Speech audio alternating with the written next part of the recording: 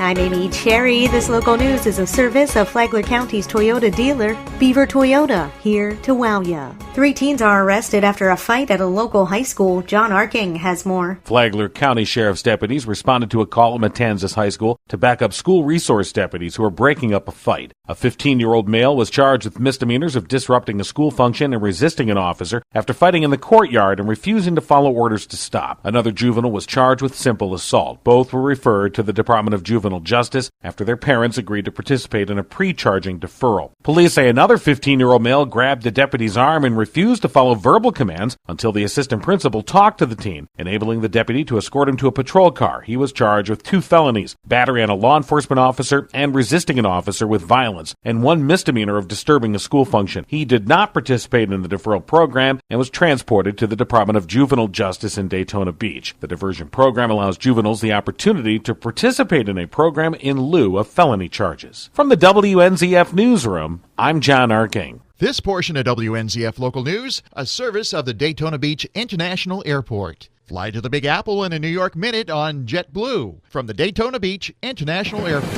Flagler County is slapped with a federal lawsuit by a coalition of voting rights advocates. They want to see Spanish on midterm election ballots this November. If ballots can't be printed, they'd like to see bilingual interpreters available. The effort is aimed at helping tens of thousands of Puerto Rican voters who've been relocated to Florida after Hurricane Maria devastated the island. The U.S. Census shows Florida has 700,000 voting-aged Puerto Ricans who speak Spanish as their primary language. Flagler is one of 32 counties named in the lawsuit, but is not one of the 13 counties with the largest Hispanic populations required to offer Spanish ballots by law. County Supervisor of Elections Katie Lenhart had no comment, citing pending litigation. She said, though, the lawsuit won't affect Tuesday's primary, where interpreters can assist voters who speak other languages. She said a tool on their website also allows users to convert text to more than 50 foreign languages.